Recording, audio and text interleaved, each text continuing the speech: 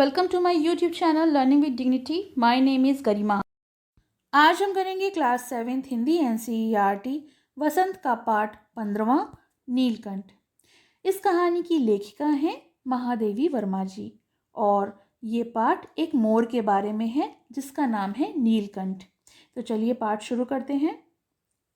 उस दिन एक अतिथि को स्टेशन पहुंचाकर मैं लौट रही थी कि मैंने चिड़ियों और खरगोशों की दुकान का ध्यान आ गया और मैंने ड्राइवर को उसी ओर चलने का आदेश दिया। तो यहाँ पे लेखिका जो है वो अपने एक गेस्ट को स्टेशन पर पहुंचाकर लौटती हैं, तो उनको चिड़ियों की दुकान का ध्यान आ जाता है और फिर वो अपने ड्राइवर से उसी तरफ चलने के लिए बोलती हैं। बड़े मियाँ चिड़िया वाले की दुकान के निकट पहुंचते ही उन्होंने सड़क पर आकर ड्राइवर को रुकने का संकेत दिया। मेरे कोई प्रश्न करने से पहले ही उन्होंने कहना आरंभ किया। तो फिर जब वो दुकान पास आ जाती है तो वो ड्राइवर को रोकती हैं और वो कुछ बोल पाती इससे पहले दुकानदार ही उनसे कहता है, सलाम। पिछली बार आने पर आपने मोर के बच्चों के लिए पूछा था। शंकरगढ़ से एक चिड़ी मार यानी बर्ड कैचर 2 मोर के बच्चों को पकड़ के लाया है। एक मोर है और एक मोरनी, आप पाल लें। तो इस तरह से वो मोर के बच्चों के बारे में बताता है। मोर के पंजों से दवा बनती है, सो ऐसे लोग भी आते हैं जो उसको खरीद लें और फिर मारकर उससे दवा बना लें।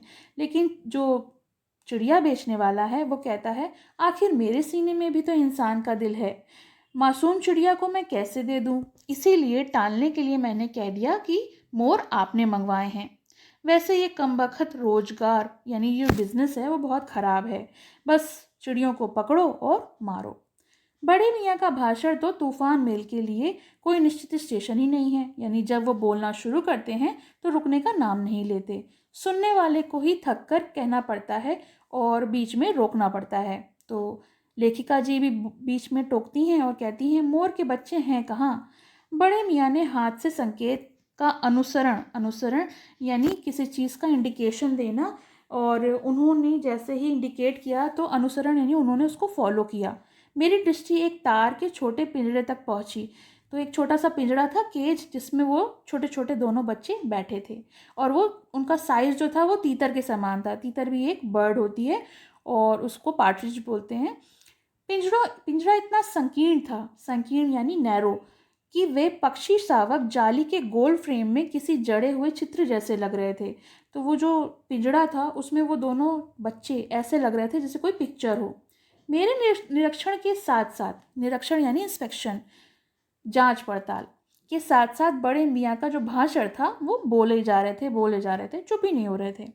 और उन्होंने बताया कि चिड़ी मार ने मुझसे इन जोड़ों के नगद 30 रुपये लिए हैं, यानी जब उसने खरीदा है तो 30 रुपये में खरीदा है। 12 यानी बार बार, और ये बात बार बार कह रहे थे कि उन्होंने उसको 30 रुपये में खरीदा है। लेकिन मैंने बीच में टोकते हुए कहा कि इनमें ऐसी क्या खासियत है जो तू इतनी बड़ी कीमत मांग रहा है? आपका ख्याल करके अछता पछता कर दे देना पड़ा। तो फिर उन्होंने क्या हुआ कि मोल भाव करके उसके 30 चिड़ी मार के और 5 बड़े मियाँ का जो प्रॉफिट होता है उस हिसाब से उस पिंजड़े के 35 रुपये दे दिए और फिर उन्होंने उसको गाड़ी में रखवा दिया। दोनों पक्षी शावक जो थे झटपटाने से लगे और जैसे ही पिंजड़ा गाड़ी में रखा वैसे ही वो लोग फड़फड़ाने लगे, जैसे कि पिंजड़ा जो है वो सजीव हो उठा हो और उड़ने योग्य हो गया हो।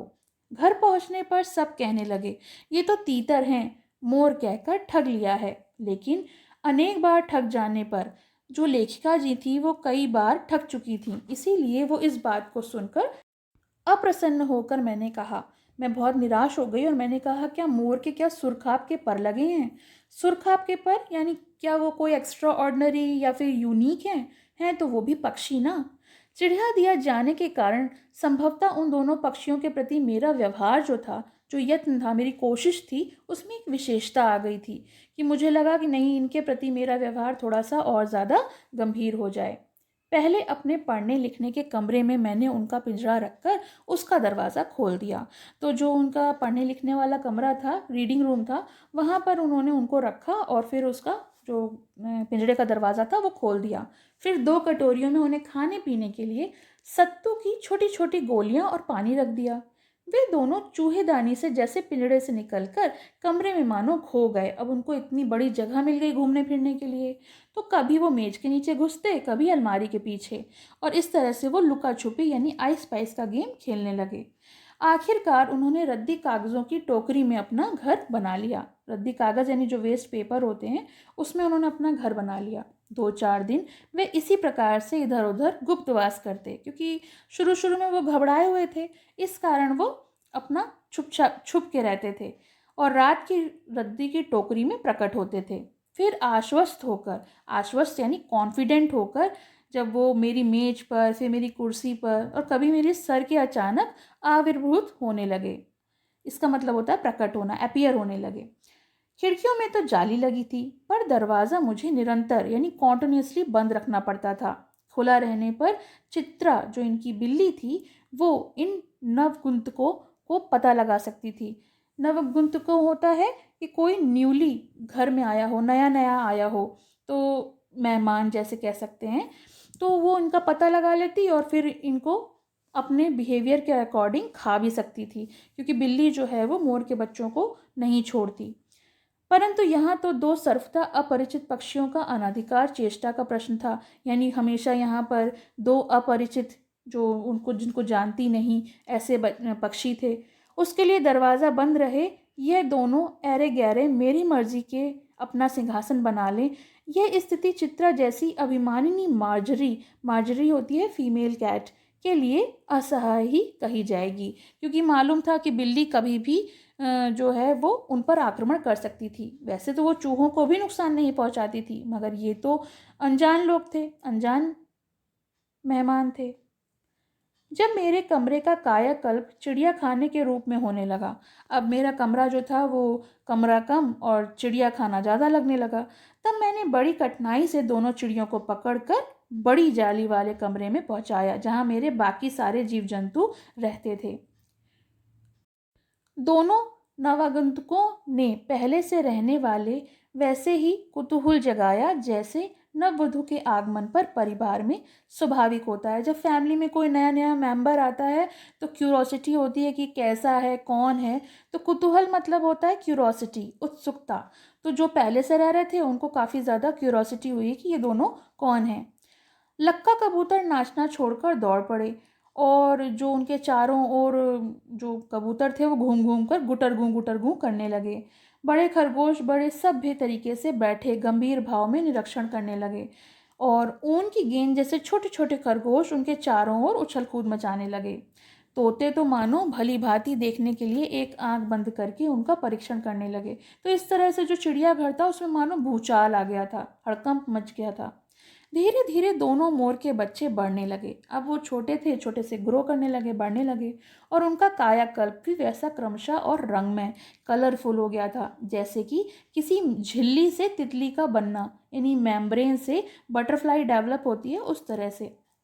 मोर के सिर पर कलगी, कलगी होता है किसी भी पक्षी के सर पर बालों का गुच्छा, और सघन और ऊंची और चमकीली हो गई। सघन यानी घनी हो गई।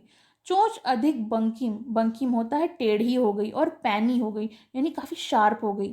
गोल आंखों में इंद्रनी सी नीलाभ युति झलकने लगी। अब उसकी जो आंखें थीं उसमें काफ़ी सा नीला रंग की आभा जो थी, उसकी चमक, शाइन, द्वितीय होती है लस्टर, शाइन, वो झलकने लगी। लंबी नील हरित ग्रीवा यानी उसकी जो नेक थी वो ब्लू ग्रीन कलर की और लंबी हो गई थी कि हर भंगिमा में धूप छाई तरंगें उठने गिरने लगी थी। कलरफुल हो जाते हैं मोर को, तो आपने देखा होगा। इस तरह से यहाँ पे मोर का डिस्क्रिप्शन दिया है कि किस तरह से उसकी पूरी बॉडी पर कलरफुल कलर्स जो हैं वो दिखने लगे थे। रंग रहित पैरों को गर्वीली गति से एक नई गरिमा से रंजित कर दिया। तो उसके जो पैर थे वो रंग रहित थे, यानी खूब कलरफुल थे, और उसकी जो स्पीड थी उसमें भी एक नया चेंज आया था।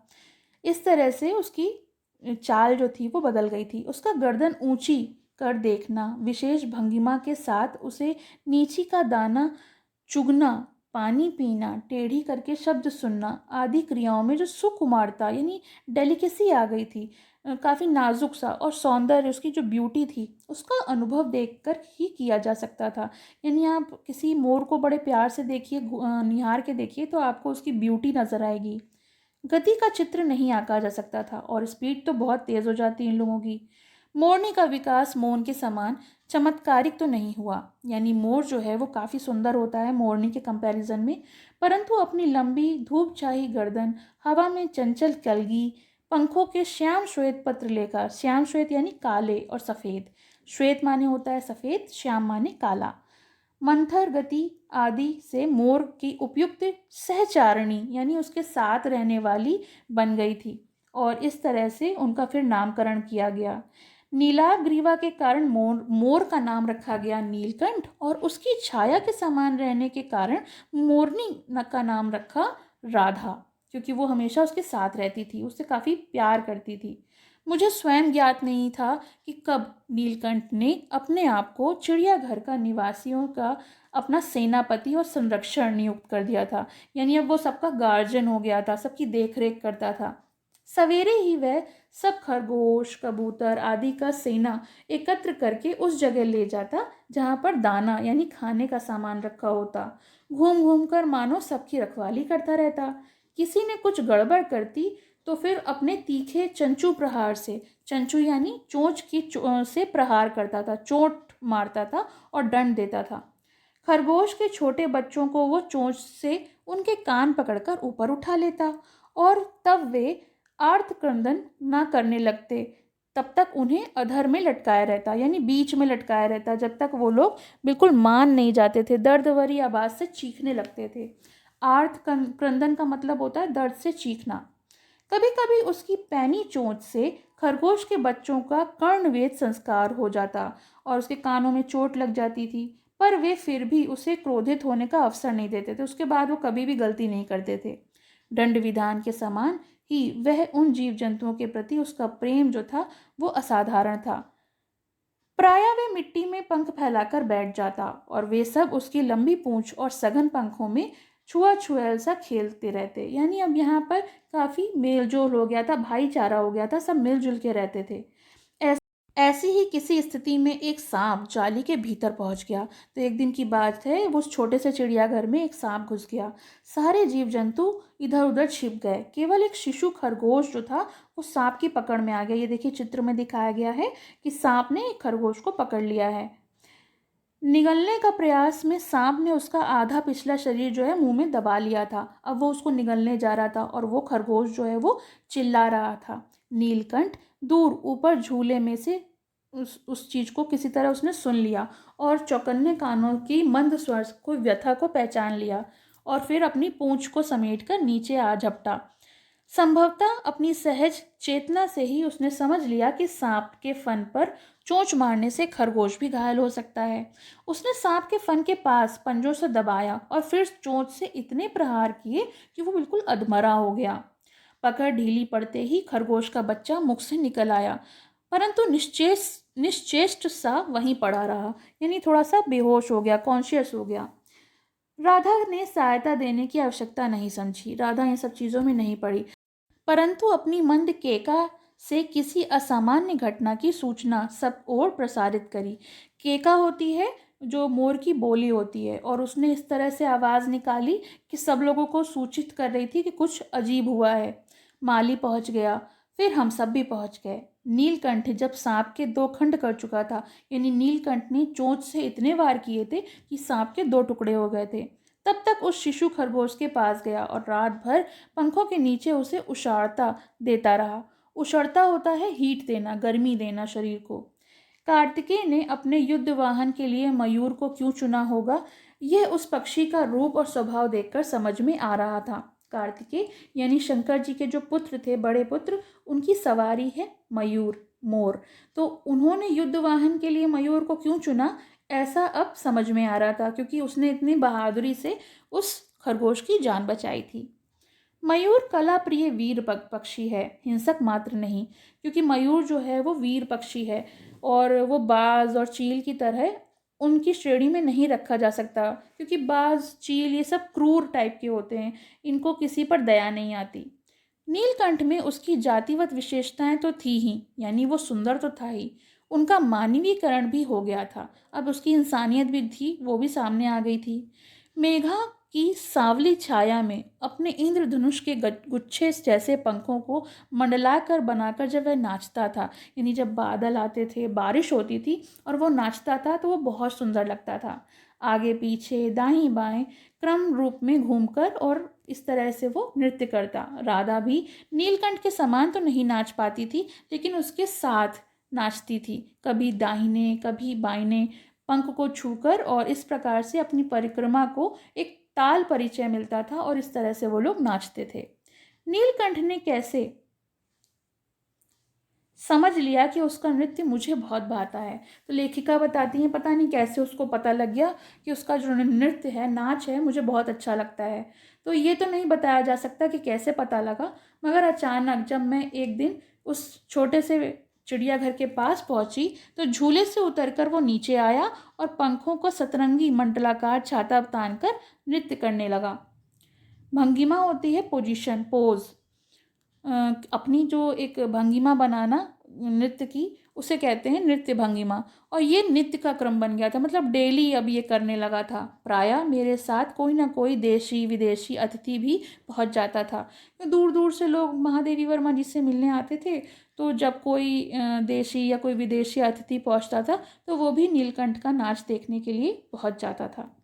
नीलकंठ की मुद्रा को अपनी प्रति सम्मानपूर्वक समझकर विस्मय भीभूत हो उठता, और विदेशी महिलाएं ने तो उसे परफेक्ट जेंटलमैन की उपाधि भी दे डाली थी कि अब ये तो बहुत बढ़िया है। जिस नुकीली पैनी चोंच से वह भयंकर विषधर को खंड खंड कर सकता था, उसी से मेरी हथेली पर भुने हुए चने बड़ी कोमलता से हौले हौले धीरे धीरे उठाकर खाता था। हंसी भी आती थी और विस्मय यानी अचरज भी होता था। स्ट्रेंज फील करना, यानी विस्मय का अर्थ होता है कि किसी चीज़ पर आपको अजीब आश्चर्य होना, हैरानी होना। फूलों के वृक्षों से अधिक उसे पुष्पित और पल्लवित वृक्ष भाते थे, यानी जो फल होते थे उनके फ्रूट वाले ट्रीज उसे पसंद नहीं थे, जिसपे फूल खिले होते थे उसे वो बहुत अच्छे लगते थे। वसंत के आम के वृक्ष सुनहली मंजरियां से लदे होते थे, अशोक नए लाल पल्लवों से ढक जाता था, तब जालीधर में इतना अस्थिर हो उठता कि वह उसे बाहर छोड़ देना पड़ता। और जाली घर जो है उसको नहीं अच्छा लगता था, क्योंकि जब बसंत आता था तो वो चाहता था कि वो बाहर पेड़ों पर रहे।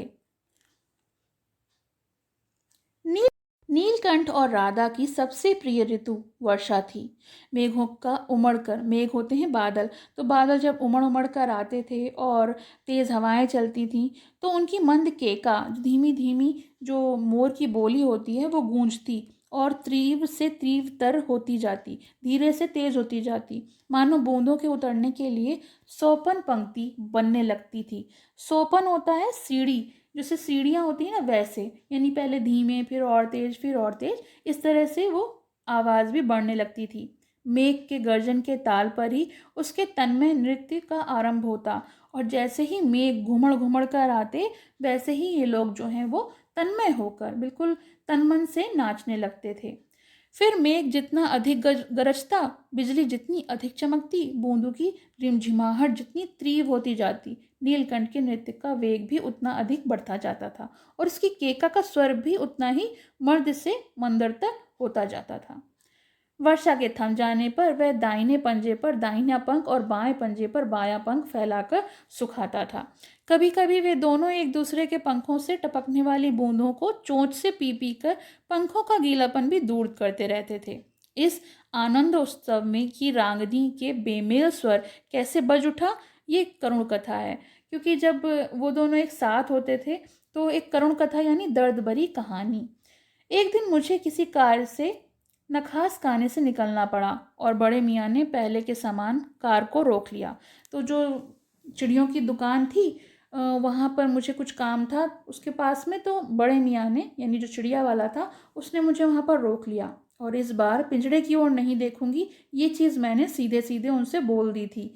लेकिन उन्होंने इससे पहले ही मुझसे कहा कि मेरे पास एक मोरनी पड़ी है, उसे अनदेखा करना कठिन है, क्योंकि मोरनी जो थी वो राधा के समान ही थी, और उसके मूंछ से बंधे दोनों पंजों की उंगलियां टूटकर एक बार एकत्रित हो गई थी, कि उसको चोट लगी थी, यानी जो जो मोरनी थी वो घायल थी और वो खड़ी भी नहीं हो सकती थी। बड़े मियाँ की भीषण मेल से फिर दौड़ने लगी। देखिए गुरुजी, कमबख्त चिड़ी मार ने बेचारी का क्या हाल किया है। ऐसे कभी चिड़िया पकड़ी जाती है क्या? आप ना आई होती तो मैं इसे कहाँ पटकता, मैं किसके सर मर देता। पर आपसे भी एक अधमरी मोरनी को ले जाने के लिए कैसे कहूँ। यानी यहाँ पर वो अपनी पीढ़ा भी बता रहा है और उसको देने के लिए भी कह रहा है। भाई उसको कैसे पालेगा, और एक घायल मोरनी को कौन खरीदेगा। सारांश ये है कि 7 रुपए देकर मैंने उसको अगली सीट पर रखवा कर घर ले आई। अब सारांश यानी उसका कंक्लूजन ये निकला कि मैंने उसके 7 रुपए दिए और उसको रखकर अपने घर ले आई, और पढ़ने लिखने वाले को फिर एक बार अस्पताल बना लिया। पंजों की मरहम पट्टी और देखभाल करने पर वो महीने भर में अच्छी हो गई, यानी पूरा 1 मंथ लगा और फिर वो ठीक हो गई। उंगलियां वैसी ही टेढ़ी मेढ़ी रहीं, परंतु वह ठूंठ जैसे पंजों पर डगमगाती हुई चलने लगी। तब उसे जाली घर में पहुंचाया गया और नाम रख दिया गया कुब्जा। कुब्जा यानी कुबड़ी। नाम के अनुरूप उसका स्वभाव भी कुब्जा ही प्रमाणित हुआ, यानी वो स्वभाव से बिल्कुल कुब्जा ही थी। अब तक नीलकंठ और राधा साथ रहते थे, पर अब कुब्जा उन्हें साथ देखती तो मारने को दौड़ती। उसे बिल्कुल भी पसंद नहीं था कि नीलकंठ के संग राधा रहे। चोंच से मार मार कर उसने राधा की कलगी को नोच डाला था और पंख भी नोच डाले थे। कठिनाई ये थी कि नीलकंठ उससे दूर भागता था, उसको बिल्कुल भी पसंद नहीं करता था। लेकिन कुब्जा जो है वो नीलकंठ के साथ ही रहना चाहती थी। ना किसी जीव जंतु को उसकी मित्रता थी और ना ही वो नीलकंठ के समीप किसी को आने देना चाहती थी। उसी बीच राधा ने 2 अंडे दिए। राधा यानी जो पहले मोरनी आई थी, और उसने अपने पंखों में छिपाए रखा। लेकिन जैसे ही कुब्जा को पता चला, कुब्जा ने चोंच मार मार कर राधा को ढकेल दिया और अंडे को भी फोड़ दिया। यह कले कोलाहल से उससे भी अधिक राधा की दूरी से बेचारे नीलकंठ की प्रसन्नता का अंत हो गया। अब नीलकंठ और राधा तो एक दूसरे को बहुत प्रेम करते थे, और जो अब यहाँ आकर कुब्जा ने किया उससे नीलकंठ जो है वो आघात हो गया, उसको दिल पर चोट लगी और वो पहले से और ज़्यादा दुखी रहने लगा। कई बार वह जाली के घर से निकल भागा। एक बार कई दिन भूखा प्यासा आम की शाखाओं में छिपा बैठा रहा, जहां से बहुत पुचकार कर मैंने उतारा। एक बार मेरी खिड़की की शेड में छिपा रहा। मेरे दाना देने जाने पर भी वह सदा की भांति पंखों को मंडलाकर बनाकर खड़ा हो जाता, और उसकी चाल में थकावट और आंखों में शून्यता रहती।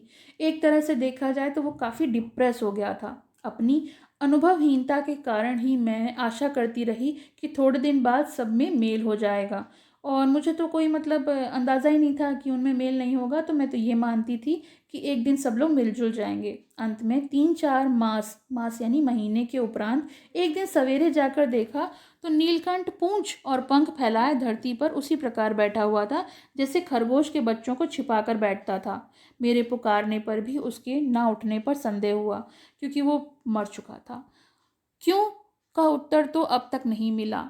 ना तो उसे कोई बीमारी थी, ना कोई रंग बिरंगे फूलों के स्तबक उसके शरीर पर किसी चोट का चिन्ह मिला। स्तबक होता है गुलदस्ता, यानी जो फूल होते हैं उसके कोई कांटा लग गया हो, ऐसा कुछ नहीं था।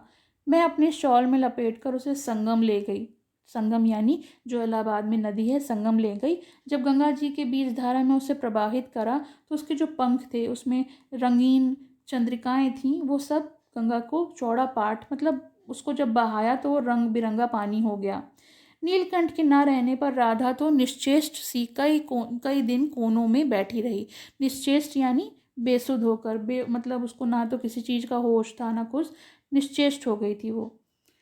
इस बार वह कई बार भागकर लौट आया था, इसीलिए वो प्रतीक्षा के भाव में बैठी रहती, हमेशा उसका इंतज़ार करती रहती। पर कुब्जा ने कोलाहल के साथ खोज ढूंढ आरंभ कर दी थी। अब कुब्जा को तो नीलकंठ चाहिए था, और वो खोजते खोजते एक दिन जाली के दरवाजे से बाहर आती थी और इधर के पेड़ में उधर के पेड़ में नीलकंठ को ढूंढती रहती थी। वहाँ पे कई प्रकार के पेड़ थे, आम, अशोक, कचनार, उनकी शाखाओं पर उसको ढूंढती। एक दिन आम से उतरी ही थी कि कजली यानी जो मेरी अल्सीशियन कुत्ती थी, ये फीमेल डॉग, सामने पड़ गई, और स्वभाव के अनुसार कजली ने भी चोंच से प्रहार कर दिया। प्रमाणता कजली के 2 दांत उसकी गर्दन पर लग गए। इस बार उसका कलह कोलाहल द्वेष प्रेम भरा जीवन बचाया ना जा सका, और इस तरीके से कुब्जा का भी अंत हो गया। परंतु इन 3 पक्षियों में मुझे पक्षी प्रकृति की विभिन्नता का जो परिचय दिया वह मेरे लिए विशेष महत्व रखता है, क्योंकि एक और नीलकंठ था जो सुंदर भी था और उसमें मानवता का भावना भी थी, वो सारे पक्षियों के संग प्यार से रहता था।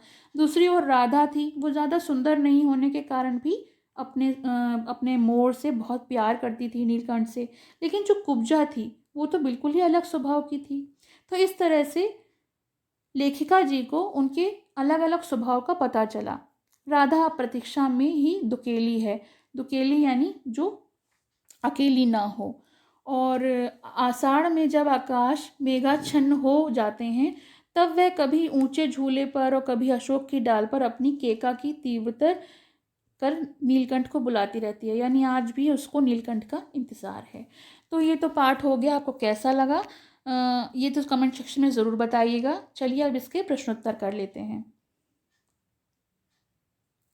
प्रश्न 1, मोर मोरनी के नाम किस आधार पर रखे गए? तो उसका उत्तर है नीली गर्दन के कारण मोर का नाम नीलकंठ रखा गया और मोरनी उस मोर की संगनी थी, जैसे राधा कृष्ण की संगनी है, इसीलिए मोरनी का नाम राधा रखा गया। प्रश्न 2, जाली के बड़े घर में पहुंचने पर मोर के बच्चों का किस प्रकार स्वागत हुआ? तो उत्तर है जाली के बड़े घर में पहुंचने पर मोर के बच्चों का स्वागत उसी प्रकार से हुआ जैसे नई दुल्हन का स्वागत किसी भी घर में किया जाता है। प्रश्न 3, लेखिका को नीलकंठ की कौन कौन सी चेष्टाएं बहुत भाती थीं? नीलकंठ की कौन सी बातें अच्छी लगती थीं? तो इसका उत्तर है लेखिका को यह बात बहुत अच्छी लगती थी जब नीलकंठ उसके सामने आकर अपने नृत्य का प्रदर्शन करता था, जब नीलकंठ बड़ी कोमलता से लेखिका के हाथों से दाना चुगता था। ये सब लेखिका को बहुत अच्छा लगता था। प्रश्न 4, इस आनंद महोत्सव की रागनी में बेमेल स्वर कैसे बज उठा? वाक्य किस घटना से संकेत कर रहा है? तो उत्तर है यह वाक्य कुब्जा का आगमन क्या संकेत कर रहा है कि किस तरह से उन दोनों के बीच में कुब्जा आ गई थी। उसने आने से पहले तक लेखिका के चिड़ियाघर में सब कुछ सही चल रहा था, लेकिन कुब्जा के आने के बाद सब कुछ उल्टा पुल्टा हो गया। प्रश्न 5, बसंत ऋतु में नीलकंठ के लिए जाली घर में बंद रहना असहनीय क्यों हो जाता था? तो उत्तर है नीलकंठ को फूलों और नए पत्तों से लदे वृक्ष बहुत पसंद थे, इसलिए बसंत ऋतु में आम की बोर देखकर वह बेचैन हो उठता था। ऐसे में उसके लिए जाली घर में बंद रहना असहनीय हो जाता था। प्रश्न 6, जाली घर में रहने वाले सभी जीव एक दूसरे के मित्र बन गए थे, पर कुब्जा के साथ ऐसा स्वभाव क्यों नहीं हो पाया? तो इसका उत्तर है कि कुब्जा नीलकंठ पर अपना अधिकार समझने लगी थी और खुद का एकाधिकार समझने लगी थी। वह किसी को भी नीलकंठ के पास भटकने भी नहीं देती थी, इसलिए जाली घर में रहने वाले जीवों से कुब्जा की मित्रता नहीं हो पाई। प्रश्न 7, नीलकंठ ने खरगोश के बच्चे को सांप से किस तरह से बचाया? जब खरगोश का बच्चा घायल हो गया था तो नीलकंठ ने उसको कैसे बचाया? इस घटना के आधार पर नीलकंठ के स्वभाव और विशेषताओं का उल्लेख कीजिए। तो उत्तर है जब सांप के ने खरगोश के बच्चे को पकड़ लिया तो नीलकंठ फौरन वहां पहुंच गया। उसे लगा कि फन पर प्रहार करने से खरगोश का बच्चा भी घायल हो सकता है, इसलिए नीलकंठ ने सांप की गर्दन पर प्रहार किया और ऐसा करते हुए सांप को मार गिराया और खरगोश के बच्चे की जान बचा ली। इससे पता चलता है कि मोर आमतौर पर हिंसक नहीं होते, हुए भी तो ज़रूरत पड़ने पर ही किसी को मारते हैं। खरगोश के बच्चे के प्रति उसने प्रेम की भावना का प्रदर्शन किया, जबकि सांप के प्रति दुश्मनी का। तो ये तो हो गए इस पाठ के प्रश्नोत्तर। आपको कैसे लगे कमेंट सेक्शन में ज़रूर मेंशन करिएगा और पसंद आया हो तो लाइक करें, शेयर करें और चैनल को सब्सक्राइब करें।